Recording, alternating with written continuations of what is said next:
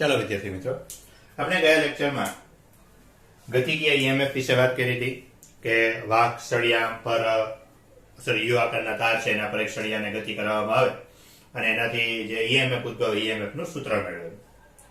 આજે આપણે વાત કરવાની છે કે આ જે ઈએમએફ સળિયાની અંદર ઉત્પન્ન થાય છે તો એ ઉદ્ભવવાનું કારણ કે પ્રેરિત ઈએમએફ ઉદ્ભવવાનું કારણ કે ભાઈ પ્રેરિત ઈએમએફ ઉદ્ભવે છે તો શું કામ ઉદ્ભવે છે, શું એવી પ્રક્રિયા થઈ છે એના પરથી એ ઉદ્ભવે છે. એને સમજવા માટે આપણે એક ચુંબકીય ક્ષેત્ર લઈએ, આ ચોકડી કરીએ, એનો અર્થ શું થઈ ગયો કે અંદર તરફ એક ચુંબકીય ક્ષેત્ર છે, બરાબર. એમાં ધારો કે એક વાહક સળિયો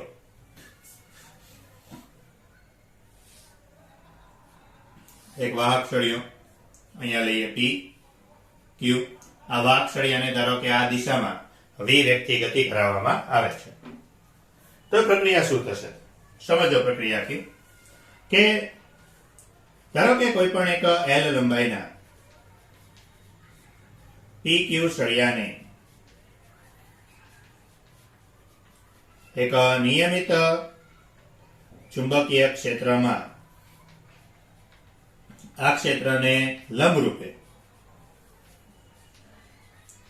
v વેગથી ગતિ કરાવતા, ચાલો એને લંબરૂપે v વેગથી ગતિ કરાવશું તો શું થશે? પેલા તો કે લંબરૂપે v વેગથી ગતિ કરાવશું એટલે શું થશે? તો કે જે આ જે સળિયો છે એ સળિયાના ધન અને ઋણ આયનો, તો એ ધન અને ઋણ આયનો પણ આ ચુંબકીય ક્ષેત્રમાં ગતિ કરશે, બરાબર. કે જે ધન અને ઋણ આયનો છે એ પણ આ ચુંબકીય ક્ષેત્રમાં ગતિ કરશે. હવે ચુંબકીય ક્ષેત્રમાં આયન ગતિ કરે તો આપણે ચોથા ચેપ્ટરમાં એવું ભણી ગયા હતા, તો માટે આ ધન આયન પર લાગતું ચુંબકીય બળ, ચાલો એના પર બળ કેટલું લાગશે? તો આપણે ચોથા ચેપ્ટરમાં ભણી ગયા હતા કે F બરાબર Q V ક્રોસ B જેટલું બળ લાગશે. તથા ઋણ આયન પર લાગતું ચુંબકીય બળ, તો એના ઉપર બળ કેટલું લાગશે? તો F બરાબર -Q V ક્રોસ B. આવું આપણે ચોથા ચેપ્ટરમાં ભણી ગયા હતા કે એના પર -Q V ક્રોસ B જેટલું બળ લાગશે. અરે એક પર +Q V ક્રોસ B જેટલું બળ લાગશે, બીજા પર -Q V ક્રોસ B જેટલું બળ લાગશે. હવે એ તમે જો V આ દિશામાં છે, B અંદર તરફ છે. આ દિશા એટલે કઈ? I કેરેટ થઈ ગઈ. અંદર તરફ એટલે -K કેરેટ થઈ ગયું. તો I ક્રોસ K, બરાબર, I ક્રોસ -K. તો આવું આપણે આવડે છે I J K. તો I ક્રોસ K એટલે -J થશે, પણ અહીંયા માઇનસ છે એટલે પ્લસ છે. એનો અર્થ શું થઈ ગયો? આ V ક્રોસ B ની દિશા ક્યાં છે? J ઉપર તરફ. તો ધન આયન પર બળ ક્યાં લાગશે? તો કે P છેડા તરફ. ઋણ આયન પર બળ ક્યાં લાગશે? તો Q છેડા તરફ. તો માટે તેથી આ સળિયાનો P છેડો તે ધન ધ્રુવ અને Q છેડો તે ઋણ ધ્રુવ તરીકે વર્તે છે, બરાબર. એટલે પછી શું થાય કે આ ધન છેડો ઋણ ધ્રુવ છેડો બની ગયો. એટલે ધારો કે તમે અહીંયાથી કોઈ અવરોધ જોડી દો તો અહીંયાથી એક વિદ્યુત પ્રવાહ પસાર થાય. એનો અર્થ એમ થઈ ગયો કે આ જે સળિયો છે એ સળિયો પોતે જ એક બેટરી તરીકે વર્તે. સળિયો છે તો આ સળિયો પોતે શું થાય? એક બેટરી તરીકે વર્તે. એટલે ગમે ત્યારે પણ કોઈ પણ આવી રીતે વાહક સળિયો જ્યારે ચુંબકીય ક્ષેત્રમાં ગતિ કરશે ત્યારે સળિયો પોતે જ એક બેટરી તરીકે વર્તે અને એનો જ એક છેડો ધન બનશે ને એક છેડો ઋણ બનશે, બરાબર. જ્યારે હું એવું કહું એક છેડો ધન ને એક છેડો ઋણ, ત્યારે ખાસ મગજમાં એ રાખવાનું કે ધન આયનો ગતિ નથી કરવાના, પણ બધા ઋણ આયન એટલે કોણ? ઇલેક્ટ્રોન બધા નીચે તરફ ગતિ કરશે એટલે બીજો છેડો ઓટોમેટિક ધન બની જશે. આનો અર્થ એમ થઈ ગયો કે ચુંબકીય ક્ષેત્રમાં સળિયાની ગતિ કરાવો એટલે સળિયો બેટરી તરીકે વર્તે. ધારો કે તમે 10મા કે 12મા માળની બિલ્ડિંગ પરથી કોઈ એક લોખંડનો સળિયો લો એને આમ એમને છોડી દો તો એ સળિયો પણ બેટરી તરીકે વર્તે. રૂલ્સ એવું કે છે, બરાબર. શું કામ? કારણ કે અહીંયા આસપાસ પૃથ્વીનું ચુંબકીય ક્ષેત્ર તો હોય એટલે એ સળિયો પણ બેટરી તરીકે વર્તે. હા, આપણે અનુભવ નથી થતો. શું કામ નથી થતો? કારણ કે એનું જે મૂલ્ય હોય છે ખૂબ જ નાનું હોય છે. કારણ કે પૃથ્વીનું જે ચુંબકીય ક્ષેત્ર છે એ 10⁻⁵ ટેસ્લામાં છે. બરાબર 10⁻5 ટેસ્લામાં છે. એટલે પછી કદાચ તમે કોઈ પણ સળિયાને ત્યાં એ ઉપરથી નીચે મૂકી દો તો એ વધીને ગતિ કેટલી કરતો હોય 1 મીટર પર સેકન્ડ કે 2 મીટર પર સેકન્ડ. એટલે જેનો વોલ્ટેજ હોય 0.2 0.1 વોલ્ટ એવો હોય. એટલે આપણે ક્યારેય અનુભવ નથી થતો. તો એક ધ્યાન રાખવાનું કે ગમે ત્યારે ચુંબકીય ક્ષેત્રમાં કોઈ પણ વાહક સળિયાને ગતિ કરાવશો ત્યારે સળિયો એક બેટરી તરીકે વર્તશે. બરાબર. ચલો આ જ કોન્સેપ્ટનો ઉપયોગ કરીને આપણે પૈડાના આરા કે પૈડાના આરા તમે જોયા હશે. ટાયર હોય તો ટાયરમાં આરા હોય. કે પૈડાના આરાને ચુંબકીય ક્ષેત્રને લંબ ભ્રમણ કરાવતા તેની અંદર ઉદ્ભવતું પ્રેરિત EMF. બરાબર. આ તમારે જે માં છે થિયરી. બરાબર. કે ભાઈ પૈડાના આરાને તમારે ચુંબકીય ક્ષેત્રમાં લંબ રૂપે ગતિ કરાવવામાં આવે. ધારો કે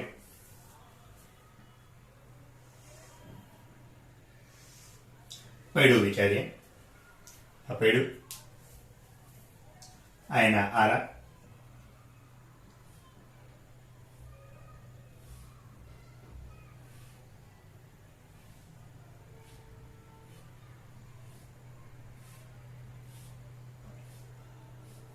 બરાબર. અને ચુંબક, અહીંયા એક ચુંબક રાખીએ N, અહીંયા એક ચુંબક રાખીએ S. બરાબર. જે આ ચુંબકીય ક્ષેત્ર છે આમ ઉપરથી નીચે તરફ ચુંબકીય ક્ષેત્ર છે અને એની અંદર પૈડાને ફેરવવામાં આવે છે. ચલો પ્રક્રિયા શું થશે. ચુંબકીય ક્ષેત્ર છે, ચુંબકીય ક્ષેત્ર અહીંયાથી આમ નીચે તરફ છે. કોઈ પણ એક પેલા વાહક તાર સળિયો લઈએ, આ એક આરો લઈએ, એક લોખંડનો આ તાર લઈએ, તો હવે થશે શું? ધારો કે તમે એને આમ ફેરવો છો. જો તમે એને આ તરફ ફેરવો છો તો આ બિંદુએ જે વેગ છે એ વેગ ક્યાં જશે? અંદર તરફ. અંદર તરફ વેગ જશે એટલે -k કેરેટ. ચુંબકીય ક્ષેત્ર નીચે તરફ છે એટલે -j કેરેટ. તો -j cross -k, sorry v cross b કરવાનું, એટલે -k ક્રોસ -j. તો -k કઈ તરફ? એટલે સોરી માઇનસ પ્લસ થઈ જશે k ક્રોસ j. તો k ક્રોસ j કરો એટલે -i કેરેટ થઈ જશે. એનો અર્થ એમ થઈ ગયો ધન છેડો ક્યાં છે? -i. -i એટલે આ વાહક તાર માટે -i ક્યાં આવશે? આમ આવશે. આ બાજુ એટલે ક્યાં આવશે? અહીંયા કેન્દ્ર. એનો અર્થ એમ થશે કે આ છેડો ધન બનશે, આ છેડો ઋણ બનશે. બરાબર. એટલે એનો અર્થ એમ થઈ ગયો કે જો કોઈ પણ આકૃતિમાં દર્શાવ્યા પ્રમાણે કે આકૃતિમાં દર્શાવેલ પૈડા ચુંબકીય ક્ષેત્રમાં લંબ ભ્રમણ આપતા, જો આપણે કઈ તરફ ભ્રમણ આપીએ છીએ? આ તરફ, આમ ફરે છે. બરાબર. એ રીતે આપણે ફેરવીએ છીએ. એટલે વેગ છે એ વેગ અહીંથી અંદર v તરફ જશે. ચુંબકીય ક્ષેત્ર આ તરફ છે. તો એની કારણે શું થશે? તો કે કેન્દ્રના દરેક છેડો કે દરેક આરાના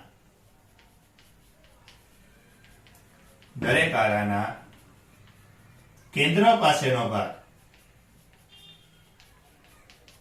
ધન ધ્રુવ તરીકે વર્તે. ધન અને છેડાનો ભાગ ઋણ ધ્રુવ બનશે. બરાબર. કે બધાનો ધન ધ્રુવ ભેગો થશે. ચલો હવે એનું EMF કેટલું થાય? તો EMF જાણવું છે તો EMF માટે આપણી પાસે સૂત્ર છે કે એપ્સિલોન બરાબર BLV. પણ વેગ અહીંયા પ્રોબ્લેમ ઉભો કરશે. કારણ કે વેગ v આ વર્તુળાકાર ગતિ કરતો હોય, આપણે 11મા ધોરણમાં ભણી ગયા કે વર્તુળાકાર ગતિ કરતો હોય તો એ દરેક બિંદુએ વેગ જુદા જુદા હોય. v બરાબર r ઓમેગા એવું આવે. એટલે આપણે શું કરવું પડશે? આ જે આરો છે આરાને ખંડમાં ધારવો પડશે. એ ખંડ લઈએ ધારો કે dx લંબાઈનો અને કેન્દ્રથી એનું અંતર લઈ લઈએ x. બરાબર. તો માટે એક આરાના ધારો કે કોઈ dx લંબાઈના ખંડ દ્વારા પ્રેરિત EMF. પછી બાકીની પ્રક્રિયા તમને ખબર હોય, બહુ સિમ્પલ હોય, સીધો જ સંકલન કરી દેવાનું હોય. તે ખંડ દ્વારા પ્રેરિત EMF d એપ્સિલોન, એપ્સિલોન બરાબર શું કરશું? BLV બરાબર, વેગ v, l ની જગ્યાએ લંબાઈ, વેગ v બરાબર r ઓમેગા, r ની જગ્યાએ લંબાઈ કેટલી છે x. તો આ એક ખંડ દ્વારા EMF, તો માટે સંપૂર્ણ આરા દ્વારા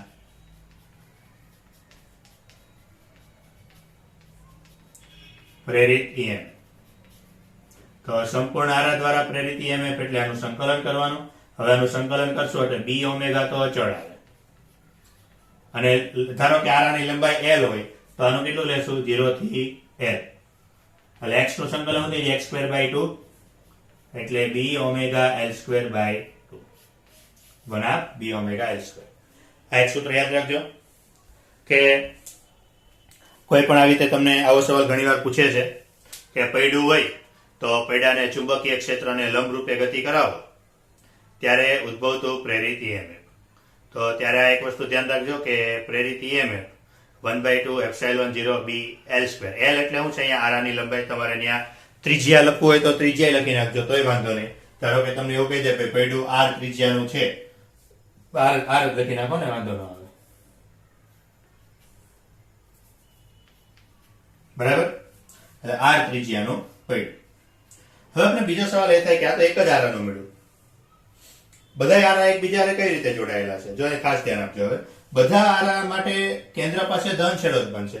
એનો અર્થ એમ થઈ ગયો કે દરેક આરા, દરેક, જો અહીંયા હમણાં અને આગળનું વાત મેં તમને કીધું, દરેક સળિયો બેટરી તરીકે વર્તે. એનો અર્થ આ બધા બેટરી છે, તો દરેક બેટરીનો ધન છેડો બીજી બેટરીના ધન સાથે જોડાયેલો છે. એટલે એનું જોડાણ કઈ રીતનું થયું, આ એકનો ધન બીજીના ધન સાથે, પાછો એનો ધન બીજીના ધન સાથે, પાછો એનો ધન બીજીના ધન સાથે. દરેકનો ઋણ છેડો તો બીજીના ઋણ સાથે જોડાયેલો છે. એનો અર્થ એમ થઈ ગયો કે આ દરેક બેટરી એકબીજા સાથે સમાંતરમાં થશે. બરાબર, ચાલો. અને બધાયની લંબાઈ સરખી હશે એટલે બધાયનું EMF સરખું હશે, કારણ કે સૂત્ર તો b ઓમેગા r² છે. r એટલે તો આખી લંબાઈ છે, બધાયની લંબાઈ સરખી જોઈએ. તો ટાયર હોય તો ટાયરમાં દરેક આરાની લંબાઈ સરખી છે, એટલે બધાની લંબાઈ સરખી છે. એનો અર્થ એમ થઈ ગયો બધાનું EMF પણ સમાન છે. બરાબર, તો માટે અહીં દરેક આરા અથવા તો અહીં દરેક આરા એકબીજા સાથે સમાંતરમાં જોડાય છે. બરાબર, બધા એકબીજા સમાંતરમાં જોડાય છે. તો માટે પ્રેરિત EMF, તો માટે પ્રેરિત EMF શોધવું હોય તો સમાંતરમાંથી દરેક બેટરી સમાંતરમાં થઈ ગઈ. તો સમાંતર માટે આપણે પાસે સૂત્ર શું હતું, epsilon equivalent upon r equivalent બરાબર epsilon 1 upon r1 plus epsilon 2 upon r2 plus up to n ધારો કે હોય. પણ અહીંયા તો બધા હરખા જ છે એટલે શું થઈ જશે n એપ્સિલોન અપોન r. ચલો r ઇક્વિવેલન્ટ માટે સૂત્ર શું હતું, તો 1 અપોન r ઇક્વિવેલન્ટ બરાબર 1 અપોન r1 1 અપોન r2 એટલે n અપોન r. ચલો, તો આના ઉપરથી આ કિંમત અહીંયા મૂકી દો. r ઇક્વિવેલન્ટ બરાબર, સોરી, કે r ઇક્વિવેલન્ટ બરાબર શું થઈ જશે, આ 1 અપોન r ઇક્વિવેલન્ટ બરાબર n upon r, r cut, એટલે એપ્સિલોન ઇક્વિવેલન્ટ બરાબર શું થઈ જશે ખાલી એપ્સિલોન. એટલે એનો અર્થ શું થઈ ગયો, ખોટું પૂછી નાખ્યું. એટલે એનો અર્થ શું થઈ ગયો કે કુલ પ્રેરિત EMF કેટલું થઈ જશે, આખા ટાયરનો EMF પૂછે તો એટલું જ થશે. બરાબર, એટલે સંપૂર્ણ પૈડાનું પ્રેરિત EMF, તો સંપૂર્ણ પૈડાનું પ્રેરિત EMF પણ b ઓમેગા r²/2 અથવા 1/2 b ઓમેગા r², જે બોલો એ બરાબર એટલું જ થશે. એટલે એક આરાનું પૂછે તો એટલું જ થશે, બધાયનું પૂછે તો એટલું થશે. અને આના પરથી બીજું તમારે ધ્યાન રાખવાનું કે ગમે ત્યારે સમાન મૂલ્ય સમાન આંતરિક અવરોધ ધરાવતી બેટરી જો સમાંતરમાં જોડેલી હશે તો એનું પરિણામી મૂલ્ય એક સરખું જ થશે. બરાબર, તો એ એક વસ્તુ યાદ રાખવું. હવે વાત કરવાની છે ઉર્જા સંરક્ષણ અથવા એવું પૂછે યાંત્રિક ઉર્જાનું વિદ્યુત ઉર્જામાં રૂપાંતર સમજાવો. તો આપણે જે આગળ વાત કરી હતી કે નિયમિત ચુંબકીય ક્ષેત્ર છે, તો નિયમિત ચુંબકીય ક્ષેત્રમાં એક યુ આકારના તાર પર સળિયાને ગતિ કરાવવામાં આવે છે. બરાબર, તો એ આકૃતિ દોરવી દોરજો, નહીં તો ચાલશે કે જરૂરી નથી. કે એક નિયમિત ચુંબકીય ક્ષેત્રમાં યુ આકારના તાર પર એલ લંબાઈના સળિયાને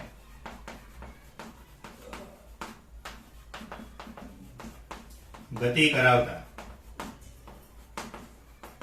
તેમાં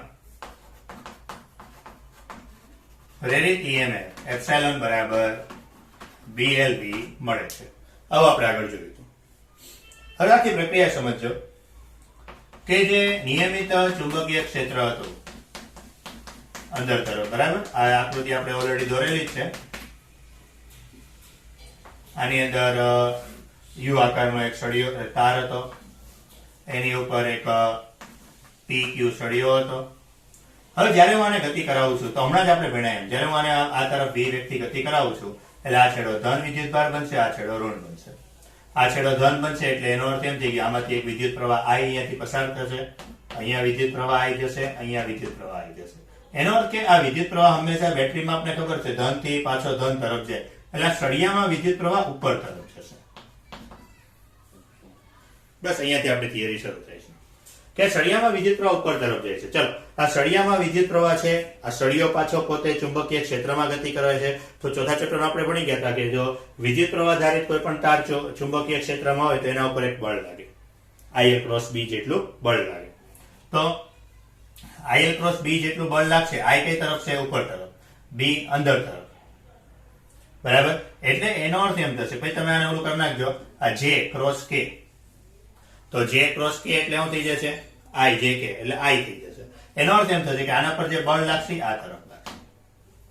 તો માટે આ જે સળિયો છે એ સળિયાનો P છેડો ધન અને Q છેડો ઋણ વિદ્યુતભાર તરીકે વર્તે છે અને તેથી તેમાં Q થી P તરફ I જેટલો વિદ્યુત પ્રવાહ પસાર થાય છે. હવે સમજો, મારે અહીંયા વેગ અચળ રાખવો છે. વેગ અચળ રાખવો હોય તો એનો અર્થ શું થઈ ગયો કે અહીંયા કુલ બળ 0 થવું જોઈએ. કુલ બળ 0 કરવું હોય તો અહીંયા જેટલું બળ લાગે છે એટલું જ બળ આ તરફ લગાડવું પડશે, ઘર્ષણ અવકણો, તો એટલું જ બળ આ તરફ લગાડવું પડશે. તો એનો અર્થ એમ થઈ ગયો કે સળિયાને અચળ વેગથી ગતિ કરાવવા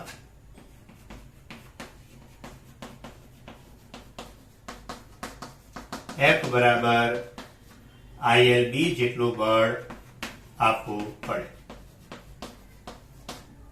બરાબર. કારણ કે તો જ અચળ બળથી ગતિ કરશે, અચળ વેગથી ગતિ કરશે. અચળ વેગનો અર્થ પ્રવેગ 0 એટલે કુલ બળ 0 કરવું પડે. તો માટે આ સળિયાની યાંત્રિક ઉર્જા, ચાલો સળિયાની યાંત્રિક ઉર્જા કેટલી? યાંત્રિક પાવર જ લઈએ, બરાબર, સળિયાનો યાંત્રિક પાવર. તો પાવર બરાબર આપણે યાંત્રિક પાવર ની વાત કરીએ 11મા ધોરણનું લેશું. F બરાબર તો હમણાં જ કીધું એમ ILB, બરાબર. તો I ધારો કે આ જે સળિયો છે એનો અવરોધ R હોય તો I બરાબર શું થઈ જશે? એપ્સાઇલોન અપોન R, અને એપ્સાઇલોન બરાબર BLV, બરાબર. જ્યાં R એટલે આ જે સળિયો છે એ સળિયાનો અવરોધ તથા સળિયાનો વિદ્યુત પાવર.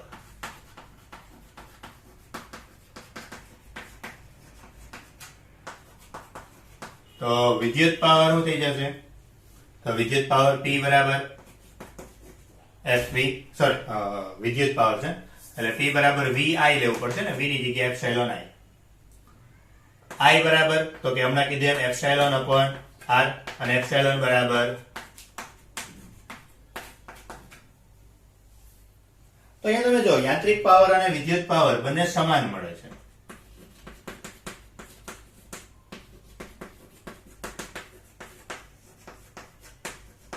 બસ થઈ ગયું. માટે આ પ્રક્રિયામાં ઉર્જા સંરક્ષણના નિયમનું પણ પાલન થશે, પણ ક્યારે થશે? કે સળિયા દ્વારા જે ઘર્ષણ થાય છે ઘર્ષણને અવગણવાનું, બરાબર. અને આજનો છેલ્લો ટોપિક પ્રેરિત વિદ્યુત ભાર. આગળ પ્રેરિત શબ્દ આવે ને એટલે એનો કોમન કોન્સેપ્ટ હોય કે આવી રીતે ચુંબકીય ક્ષેત્ર દ્વારા તમે જે વિદ્યુત પ્રવાહ ઉત્પન્ન કરો છો એ બધું પ્રેરિત કહેવાય. બરાબર? કે એના દ્વારા જે આપણે ઉત્પન્ન કરીએ બધું પ્રેરિત કહેવાય. તો પ્રેરિત વિદ્યુત ભાર. ચલો, પ્રેરિત વિદ્યુત ભારનું સૂત્ર મેળવવું છે એટલે તમારે કદાચ પ્રેરિત વિદ્યુત ભાર લખવું હોય તો લખી નાખવાનું કે ભાઈ ચુંબકીય ક્ષેત્ર દ્વારા ઉત્પન્ન થતો વિદ્યુત ભાર. ચલો, પ્રેરિત વિદ્યુત ભાર માટે આપણી પાસે પ્રેરિત EMF નું સૂત્ર છે કે એપ્સિલોન બરાબર delta phi by delta T. બરાબર? તથા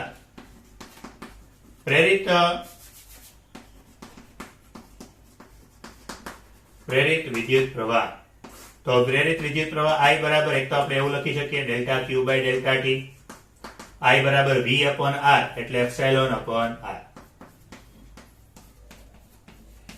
એપ્સિલોન બરાબર delta phi by delta T. તો આના પરથી પ્રેરિત વિદ્યુત ભાર શું મેળવો? Delta phi by R.